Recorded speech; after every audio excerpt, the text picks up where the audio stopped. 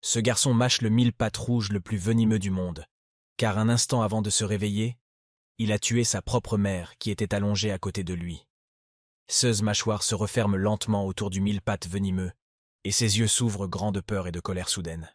Chaque seconde semble infiniment longue, et il réalise que cette décision pourrait être la dernière de sa vie. Le visage de sa mère est devenu très effrayant. Ses yeux sont complètement couverts de veines rouges, et de la mousse continue de sortir de sa bouche. Quelle que soit la façon dont il l'appelle, elle ne se réveille pas. Une profonde anxiété règne dans la pièce, puis, comme une vague, tout son corps s'endort à nouveau. À cet instant, la peur et l'inquiétude envahissent le garçon. Jin Jagan était tout simplement enragé. Après avoir attrapé le mille pattes venimeux, il a commencé à le mordre de toutes ses forces. Ses dents pénétraient dans la chair du mille pattes, déchirant ses pattes venimeuses et sa carapace solide. Chaque morsure était emplie de fureur et de désespoir, et il ne s'arrêtait pas, malgré le danger de cet acte. Il était désespéré, car il n'avait pas pu sauver sa mère. Immédiatement, un vieil homme entre dans la pièce où se trouvent le garçon et la femme décédée, criant le nom du garçon. Il ouvre violemment la porte et semble très effrayé. Ses yeux sont remplis d'inquiétude, et sa respiration est agitée d'excitation. Mais la première chose que le vieil homme voit, c'est que Jin Jagan, tordu de douleur sur le sol, mange un scarabée. Le vieil homme est horrifié et crie immédiatement, se demandant qui a pu commettre un crime aussi cruel. Sa voix est emplie de colère alors qu'il exprime son horreur et son inquiétude pour le garçon. Indigné devant cette scène terrible, le vieil homme se précipite vers le garçon et le soulève par le cou. Il crie immédiatement au garçon d'ouvrir la bouche le plus vite possible, car il ne veut absolument pas que le garçon le quitte. Le vieil homme implore le garçon de ne pas les quitter et de se réveiller rapidement. Le visage du garçon est d'une pâleur terrifiante. Ses yeux sont inondés de larmes qui continuent de couler abondamment. Sous ses yeux, il y a d'énormes ecchymoses et des traces de larmes coulantes. Autour de sa bouche, il y a de petites taches de sang et de salive qui n'ont pas eu le temps de s'écouler. Ses yeux sont devenus blancs. Le vieil homme dit à Jin Jagan d'avaler rapidement une petite pilule de couleur dorée, car le garçon doit se débarrasser au plus vite du poison mortel dans son corps. S'ils ne réussissent pas, le garçon mourra. Mais tout à coup, derrière eux, un homme éclate de rire bruyamment, disant à quel point il est désolé que la précieuse pilule de guérison enflammée ait été gaspillée sur un garçon aussi pitoyable et inutile. Manju a dit au vieil homme ce que le vieil homme prévoyait de faire maintenant, car son obstination avait conduit à la mort de membres innocents de sa propre famille. Il a également parlé du fait que le vieil homme aurait dû prendre les paroles de l'homme plus tôt. Mais le vieil homme répond seulement que leur clan de l'école médicale du Fleur Blanche est une petite faction très stable avec une histoire de 300 ans. Il dit aussi qu'ils ne se plieront pas devant l'école du poison, qui ne fait que s'adonner au meurtre. À cela, Manju hausse les épaules et sourit en disant qu'il pense qu'il devrait d'abord vérifier s'il est toujours en vie. Car à quoi bon se battre pour cela si tous ses proches sont morts? Le vieil homme crie immédiatement que l'homme est un misérable, car s'il pense que simplement vivre et survivre c'est la vie, alors ils ne sont pas du tout différents des animaux. Le vieil homme crie que le clan du Fleur Blanche ne se pliera jamais devant l'école du poison. Mais l'homme soupire lourdement et dit que le vieil homme est vraiment irritant. Après tout, l'école de médecine et l'école du poison ont en partie la même origine, et il dit au vieil homme d'arrêter ses efforts. Manju ajoute également que sauver la vie de son petit-fils sera une tâche difficile, car après tout, il a été mordu par un mille pattes venimeux. L'homme dit qu'il a délibérément jeté un précieux mille pattes rouge venimeux dans la chambre de la fille et du petit-fils du vieil homme. Un sourire malveillant se dessine sur son visage.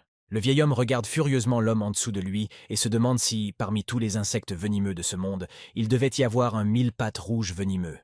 Et même ainsi, il est le plus venimeux de tous les animaux et insectes venimeux. Manju dit au vieil homme que s'il le comprend enfin, il devrait sortir tout de suite, car s'il continue de résister, cela ne fera que le torturer. Manju demande au vieil homme s'il a des dernières paroles. Le vieil homme prend son petit-fils dans ses bras et crie immédiatement en étonnement que son petit-fils s'est réveillé. Le garçon, lui-même épuisé et sans force, appelle son grand-père. Manju rit méchamment et dit que même si le garçon a été mordu par un mille pattes rouge, il continue à se battre pour sa vie. Il se penche vers eux deux et continue simplement à observer. Manju remarque que le garçon se traîne vers lui et rit. Il est amusé par l'image du garçon, qui est sur le point de mourir, mais qui se débat jusqu'au bout. L'homme rit en disant que l'amour de la vie du garçon dépasse l'amour de son grand-père. Manju se penche artificiellement en avant vers le corps du garçon et dit avec un sourire que malheureusement, ils n'ont pas d'antidote qui pourrait le sauver de la morsure du mille pattes venimeux, d'autant plus que trop de temps s'est écoulé. Mais soudain, l'homme sursaute en remarquant que des morceaux du mille pattes le plus venimeux se trouvent sur sa jambe. Mangju crie d'horreur car il ne s'attendait en aucune manière à ce que le garçon ait quelque chose de pareil dans sa main. Mangju crie furieusement au garçon, le traitant de misérable, et s'apprête à le frapper de toutes ses forces. Mais le corps du garçon est protégé par le vieil homme, qui reçoit finalement le coup dans le dos. L'homme se penche immédiatement pour examiner sa jambe, tandis qu'une énorme tache rouge apparaît sur le dos du vieil homme à l'endroit du cou. Mangju se met immédiatement à crier de rage car il vient d'être touché par le venin du mille-pattes rouge pour lequel il n'existe encore aucun antidote. Le poison se propage rapidement dans sa jambe. Mangju crie à l'homme à côté de lui de dégainer son épée aussi rapidement que possible. Cependant, son subordonné le regarde avec étonnement. L'homme, en colère, lui ordonne de lui couper la jambe avec son épée dès maintenant. Au même moment, le vieil homme commence lentement à s'éloigner en direction de la forêt. Le subordonné, avec inquiétude et regret dans la voix, demande à son capitaine s'il ira bien s'il fait ça. Mangju crie de colère qu'ils n'ont absolument pas le temps de réfléchir et que tout doit être fait très rapidement. À ce moment-là, on entend un cri de douleur de l'homme. Après que Mangju ait fait couper sa jambe, l'un de ses subordonnés informe le capitaine que le vieil homme et le garçon ont disparu quelque part. L'homme soupire d'agacement en entendant cette nouvelle. Mangju demande de l'aide pour se lever car sa deuxième jambe vient d'être coupée avec succès. Mangju crie furieusement en demandant pourquoi ses subordonnés ne font absolument rien et restent simplement immobiles, et il leur ordonne de courir immédiatement après eux, car ils ne doivent pas les laisser s'échapper. À ce moment-là, le vieil homme et le garçon ont déjà réussi à se libérer avec succès et à se cacher dans une petite grotte. Le grand-père de Jin Jagan a disposé une petite couche de foin et d'herbes séchées pour le garçon. Cependant, Jin Jagan a immédiatement commencé à tousser intensément. Son grand-père l'a regardé attentivement. Il remarque immédiatement que le garçon a craché la carapace du mille-pattes rouge venimeux. Le vieil homme dit à son petit-fils qu'il a entendu dire que manger la carapace empoisonnée de son hôte peut encore, avec beaucoup d'efforts, vaincre le poison. Le grand-père se calme, car il est tout à fait possible que le garçon puisse finalement survivre et surmonter le poison. Cependant, juste après avoir prononcé ces mots, le vieil homme s'effondre près de Jin Jagan. Et ses dernières pensées ne concernent que son petit-fils. Il dit d'une voix rauque que le garçon doit vivre quoi qu'il arrive, et que même si son grand-père meurt maintenant, l'avenir du garçon le préoccupe beaucoup plus. Les subordonnés crient bruyamment qu'ils les ont trouvés. Mangju, quant à lui, a déjà la jambe bandée et est aidé à marcher par l'un de ses hommes. L'un de ses subordonnés dit que le vieil homme est mort, mais que le garçon allongé sur le sol respire encore. Cela signifie qu'il n'est pas mort, et ils doivent s'en débarrasser. Mangju sourit d'un air sinistre en entendant ces paroles. Lorsque Jin Jagan finit par reprendre ses esprits, Mangju s'incline devant lui en disant que le garçon s'est enfin réveillé. Le garçon a un aspect terrible, avec de gros bleus sous les yeux, et son visage est couvert de sueur. Le garçon ne comprend pas du tout où il se trouve, mais un moment d'effroi le submerge dès qu'il réalise. Il ne peut pas bouger ni ses mains ni ses jambes. Cela ne présage rien de bon, et le garçon est terrifié. Mais juste au moment où le garçon s'apprête à poser une question à l'homme, celui-ci le coupe. Il dit qu'il pensait que le garçon mourrait certainement après avoir été piqué par 5000 mille-pattes venimeux.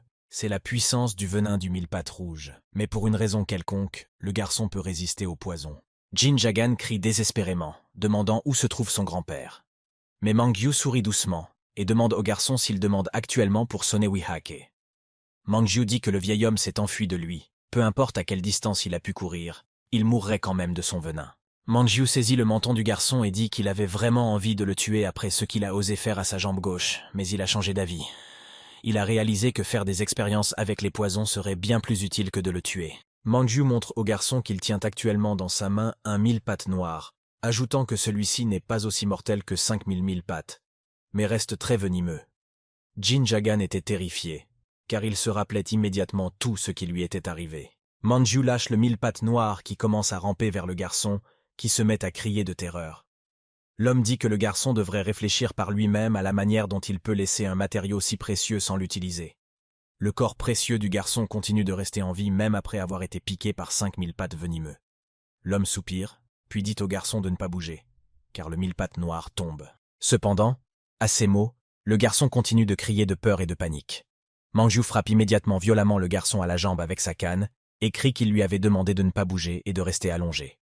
Le coup était si fort que l'os de la jambe du garçon s'est brisé avec un craquement. Mangju rit en disant que les enfants doivent toujours être frappés pour qu'ils soient obéissants. Mais il dit immédiatement au garçon de ne pas s'inquiéter, car il ne sera que légèrement mutilé. Le lendemain, Mangju revient voir le garçon, et lui dit qu'il a été un peu cruel la veille. Alors il demande au garçon de boire le contenu de la coupe, afin de ne pas compliquer la tâche. Mangyu dit au garçon que le jjajangmyeon est une soupe, et qu'elle est faite des meilleurs ingrédients. Jin Jagan se méfie de ce qu'est le jjajangmyeon, et se rappelle que c'est une soupe à base de plantes qui stimule le processus de guérison et la mémoire des gens. Le garçon demande immédiatement pourquoi il lui a donné cette soupe. En réponse aux paroles du garçon, l'homme dit qu'il ne pourra pas poursuivre son expérience si le garçon continue à perdre conscience. C'est pourquoi le garçon doit rester lucide pour que Mangyu puisse observer ses réactions. Et il dit au garçon de se préparer à ce que l'homme le nourrisse de cette soupe de temps en temps. Jin Jagan commence immédiatement à tousser, car il ressent une douleur atroce. L'homme sourit et dit qu'il a également ajouté du poison d'iguane à la soupe. Mangyu dit qu'il ne voulait pas être déçu si le poison ne fonctionnait pas. C'est pourquoi il l'a mélangé, valant le prix de 10 personnes. Les jours, les semaines ou les mois passaient. Le garçon ne savait déjà plus combien de temps s'était écoulé depuis le moment où il avait été capturé. Mangyu continua ses expériences, nourrissant quotidiennement le garçon de jjajangmyeon. L'homme créait d'innombrables types de poisons, les expérimentait et enregistrait les résultats. À cause de cette soupe jjajangmyeon, à chaque fois que le garçon était empoisonné, il se réveillait encore et encore, souffrant sans répit du poison. Le garçon comparait cela à un enfer profond, sans fond et infini. Mangyu se demanda si cela pouvait être l'effet de la pilule de guérison que Son Wee-hak avait donnée au garçon, car tout son ki et son sang s'étaient coagulés dans tout son corps. L'homme supposa que c'était peut-être la raison pour laquelle le poison ne se propageait pas aussi intensément qu'il le devrait. Mais le fait que le poison ne se propage pas était une chose. Pourquoi le poison disparaissait-il de lui-même en était une autre. Mangyu soupira avec un sourire et dit que le garçon était vraiment une expérience amusante. L'homme sortit une boîte contenant une araignée venimeuse. Il dit que c'était une veuve noire céleste à 2 voix, et que la famille Dang à Sachéon en achetait 5 chaque année. Jin Jagan commença à crier d'agonie car il ressentait une douleur atroce. Mangyu soupira et dit avec un sourire que le garçon criait très fort, même s'il n'en avait pas encore fini avec l'expérience. L'homme était fier d'avoir provoqué une telle réaction en utilisant simplement le venin du serpent Wanbok sur le garçon. Cependant, l'homme entendit les supplications discrètes du garçon. Des larmes coulèrent de ses yeux. Il implora Mangyu de le sauver, car à cause de ce poison, il devenait de plus en plus difficile pour lui de respirer. Mangyu était en colère car le garçon était maintenant dans la situation où se trouvait l'homme lui-même. Avant de demander à être épargné, il devrait réfléchir 2 fois, car c'était lui-même qui lui avait enlevé la jambe. Mangyu cria que c'était à cause du garçon qu'il était devenu infirme à vie, et qu'il avait également été exclu de toute promotion. Et il avait fait de l'homme, qui était le meilleur empoisonneur de la secte du poison à Kango, ce qu'il était. Mangyu continua à étrangler le garçon et à crier qu'il n'avait jamais osé faire quelque chose comme ça avec lui, car il avait ruiné sa vie. Les yeux de Jin Jagan continuèrent de pleurer. De la mousse sortait de sa bouche. À ce stade, ses yeux s'assombrirent, et les muscles de tout son corps se détendirent. Mangyu se retira du corps du garçon et commença à reprendre son souffle. Il était extrêmement en colère et furieux quand il étranglait le garçon. Mais maintenant il s'était calmé. L'homme se demanda si le garçon était déjà mort. Mangyu délia immédiatement les mains de Jin Jagan et jura bruyamment. Il prit le corps inconscient du garçon et le déplaça ailleurs. Mangyu déposa le corps du garçon par terre et dit que l'homme qui avait survécu à toutes sortes de poisons, y compris 5000 mille pattes, n'avait étrangement pas été empoisonné par le poison qu'il avait ajouté à sa soupe. Apparemment, l'homme l'avait étranglé en appuyant trop fort sur ses bronches. Mangyu sourit d'un sourire sinistre et dit qu'il veillerait à ce que le garçon ne puisse pas mourir en paix, et qu'il le ramènerait de l'au-delà pour en faire à jamais son jouet. Mangyu soupira légèrement de fatigue et dit que le garçon ferait bien d'être reconnaissant, car il avait utilisé son énergie interne sur lui. Du doigt du garçon, le sang commença à couler. Mangyu dit qu'il avait percé le petit doigt, qui était lié à de petits points d'acupuncture, en se concentrant sur 100 points d'acupuncture. L'homme était sûr que le gonflement du garçon diminuerait une fois que le poison serait sorti de son doigt. Mangyu dit que même si le garçon ne mourait pas, les symptômes disparaîtraient avec le temps. Bien qu'il remarquât qu'il était difficile de s'assurer que le garçon ne mourrait pas complètement pour d'autres raisons, il dit aussi que son matériau expérimental était défectueux. À ce moment-là, l'un des subordonnés du capitaine arriva. Il informa le capitaine qu'il devait immédiatement se rendre à une réunion des anciens et signala également l'arrivée d'une inspection de l'Alliance Murim unifiée. Mangyu fut un peu surpris mais dit qu'il s'y rendrait immédiatement. L'homme se tourna vers le garçon avec un sourire, alors que celui-ci était toujours inconscient, et dit qu'il allait certainement le manipuler jusqu'au bout. Le garçon ne pourrait pas mourir, ou s'échapper tant que l'homme lui-même ne mourrait pas de vieillesse ou de foudre. Et ainsi, Mangyu quitta la maison, laissant le garçon seul. Jin Jagan resta allongé sans bouger. La maison tomba dans un silence de mort, seulement interrompu par le rire lointain de Mangyu. Mais voilà, Le garçon se leva en s'appuyant péniblement sur ses mains. Le sang continuait de couler de son doigt. Tout ce temps, il avait fait semblant. Manju était déjà en train de revenir chez lui à ce moment-là. Il dit que Pak Lee-jun, l'intermédiaire de l'Alliance Murim unifiée, viendrait lui-même et que le directeur serait probablement de mauvaise humeur pendant un certain temps. Manju dit qu'il créait le poison le plus mortel en utilisant ce Jinjagan.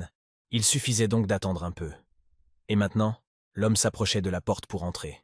Manju traversa lentement la cour devant la maison. Son nez était rempli d'une légère mais désagréable odeur, l'odeur du poison et du poisson. C'était une fragrance unique, qui sans aucun doute émanait de l'intérieur de la maison. Il s'arrêta devant la porte, réfléchissant aux événements qui auraient pu conduire à une combinaison aussi étrange d'odeurs. Manju ouvrit prudemment la porte et entra dans la maison. L'odeur légère de poison et de poisson était encore plus forte et inquiétante ici. Soudain, comme surgissant de nulle part, un serpent venimeux se jeta sur lui. Ses yeux brillaient de méchanceté, et ses crocs empoisonnés étaient prêts à frapper. Manju saisit immédiatement habilement le serpent venimeux par le cou. Sa main tremblait de tension, et ses doigts maintenaient une prise ferme mais prudente. Les yeux de Manju s'écarquillèrent de surprise et de peur devant le danger qui aurait pu être fatal. La sueur coulait sur son visage, se mélangeant à la tension qui remplissait l'air. L'homme se demandait comment le serpent avait pu s'échapper. Les yeux de Manju s'écarquillèrent de surprise. Autour de lui, comme sur commande, rampaient des insectes venimeux. Ils recouvraient le sol, les murs et le plafond. Tout était renversé et détruit comme si un ouragan était passé ici. Mais le garçon n'était pas à l'endroit où il était allongé. Manju était étonné de voir comment ce salaud de Jinjagan avait pu s'enfuir, surtout compte tenu de son état épouvantable. Il ne pouvait pas comprendre comment il avait eu la force et l'ingéniosité de bouger et de se cacher. Ses yeux, autrefois écarquillés de surprise, étaient maintenant grands ouverts de colère. Rien ne l'arrêterait dans sa quête de vengeance. Manju hurla de colère, demandant où cet imbécile se cachait, et disant que c'était ainsi que le garçon avait choisi de lui répondre pour l'avoir laissé en vie. Les yeux de Manju brillaient de fureur, et ses poings se serrèrent de rage. Il était prêt à tout pour trouver et punir celui qui lui avait infligé tant de douleur et de destruction. L'homme comprenait que des traces de Jinjagan devraient être présentes, en voyant comment le garçon était couvert de blessures. Il scruta attentivement l'espace environnant et réalisa qu'il n'y avait aucune preuve que Jinjagan était sorti par la porte d'entrée.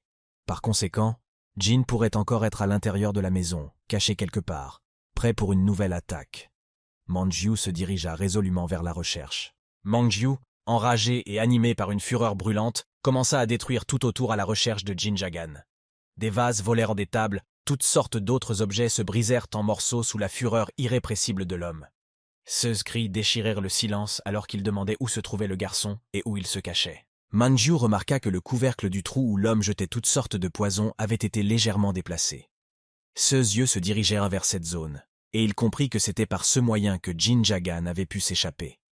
C'était la clé pour résoudre le mystère de sa disparition. Manju souleva résolument le couvercle et commença à examiner ceux qui se trouvaient à l'intérieur de ce trou, pensant qu'il pourrait y avoir des informations ou des preuves qui le conduiraient à Jinjagan. Un horrible sourire maléfique s'étira sur le visage de Manju.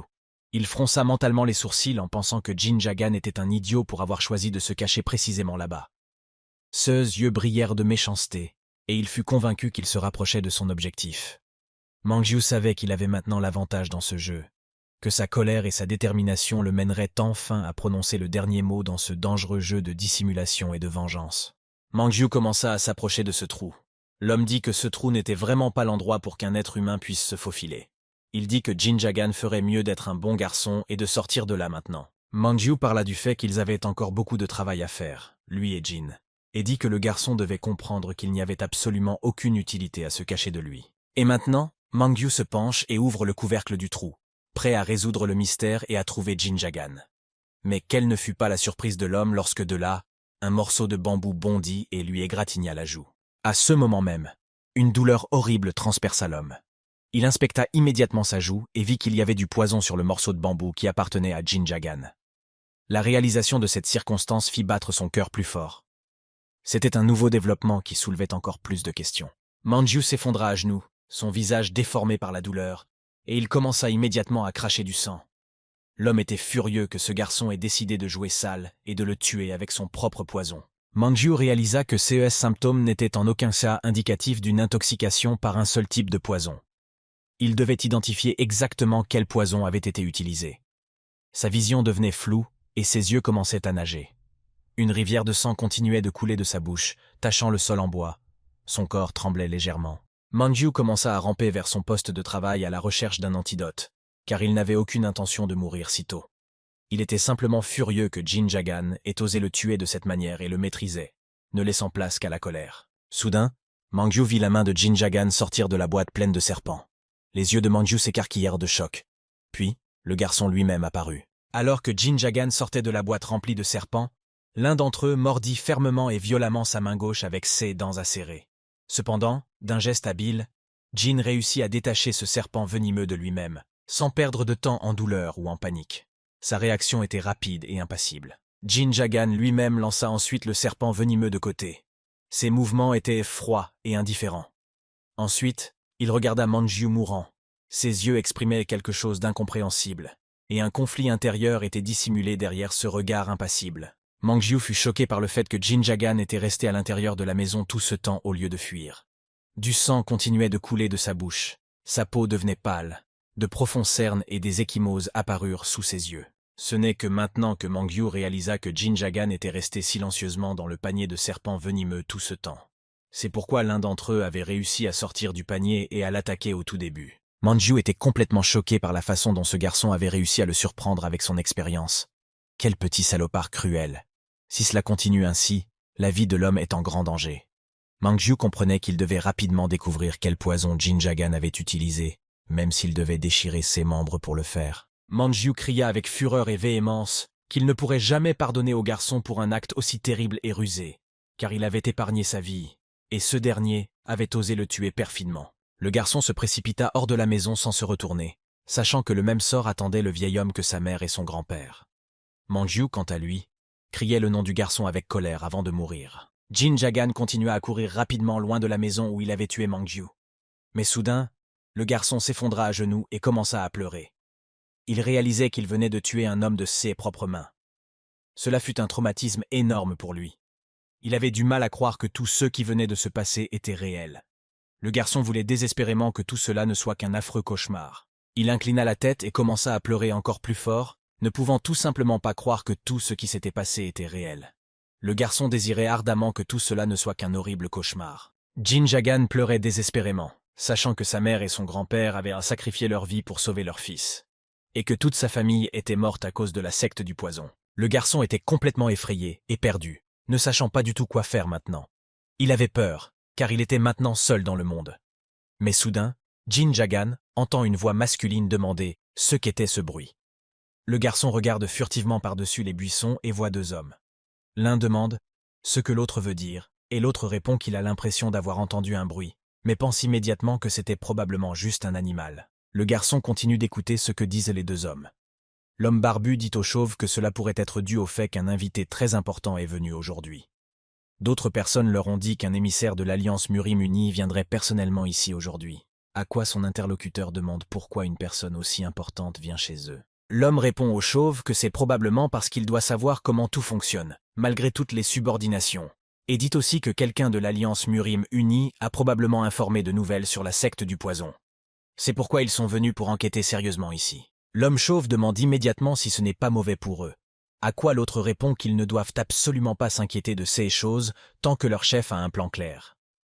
Tout cela est entendu par Jin Jagan, et il se focalise sur les mots concernant une alliance Murim unie liée à un repas. Jin Jagan se perdit dans ses pensées, et aussitôt, des souvenirs commencèrent à lui revenir. Il se rappela avoir entendu quelque chose au sujet de l'alliance Murim unie. Le garçon se souvient de son grand-père lui parlant d'eux lorsque l'inspection de l'alliance Murim pour le déjeuner avait eu lieu chez eux. Son grand-père avait dit qu'ils étaient un groupe de guerriers assez puissants et justes, englobant toutes les sectes, grandes et petites. Le garçon était étonné, se demandant si l'alliance Murim unie était vraiment venue enquêter sur la secte du poison et si elle avait eu vent de leur existence. Jin Jagan comprenait que c'était une opportunité unique dans cette situation. C'était une occasion en or. Alors le garçon décida qu'il devait absolument rencontrer quelqu'un de l'Alliance Murim unifiée et lui raconter ce qui était arrivé à leur clan du Fleur Blanche. Nous sommes transportés dans le bâtiment de l'Alliance Murim unifiée. Un ancien en sort et est ravi d'avoir enfin trouvé le grand maître. Il lui demande immédiatement pourquoi il se tient dehors sans entrer, car il fait très froid dehors. Devant le grand maître, Un grand nombre de personnes se tiennent immédiatement, s'inclinent et crient à lui en disant que leur école de poison salue le général de la fédération, Murim Bek Lijun. Ils sont tous agenouillés en signe de respect et louent le général, incapable de lui désobéir. Pendant ce temps, Jinjagan a déjà atteint les terres du Murim et observe discrètement tout ce qui se passe autour de lui. Il se souvient avoir entendu parler de l'homme et de sa réputation bien connue pour son comportement laxiste depuis qu'il a pris place à Gangseo. Jinjagan se rappelle également que l'homme détient le statut du puissant et sacré épée Bek Lijun. Si cela est vrai, alors tous les membres de l'école de poison seraient en danger. Mais à ce moment-là, le garçon remarque deux hommes portant des torches à proximité. Ils se cachent, mais dès qu'ils avancent un peu, ils se déplacent rapidement et discrètement vers un autre bâtiment. Jinjagan comprend qu'il doit agir rapidement, avec prudence, et ne pas perdre de temps. Jinjagan s'approche d'une des fenêtres et essaie d'écouter ce que disent les gens à l'intérieur, notamment le général de la fédération Murim, Bek Lijun. Le garçon pensait déjà à se montrer, mais il s'arrête soudainement et commence à réfléchir à ce qu'il devrait dire en premier. Et voilà que dans la pièce près de la fenêtre où se trouvait Jinjagan, le général Bek Lijun entre, celui que le garçon attendait tant. Ses yeux s'illuminent immédiatement d'espoir, et ses lèvres s'étirent dans un léger sourire enfantin. Maintenant, tout dépendait de ses paroles. Mais quelle surprise pour Jinjagan lorsque dans la même pièce, derrière le général de la fédération Murim, entre un des anciens de l'école de poison. Il le suit de près, sans reculer d'un pas. Le garçon est déconcerté. Il ne comprend pas comment son plan a pu être si brusquement contrecarré. L'ancien parle immédiatement au général de la fédération Murim de la bonne formation de tous leurs membres dans le clan du poison, et de leur utilité potentielle en tant que guerrier pour la fédération Murim. Cependant, Baek Lijun laisse simplement ses mains derrière son dos, les entrelaçant, et demande si ses guerriers sont vraiment prêts. L'homme parle du fait qu'il ne surpasse pas ceux qui se trouvent actuellement à la frontière dans la région du Nam, et il exprime également l'inquiétude extrême de la fédération à ce sujet.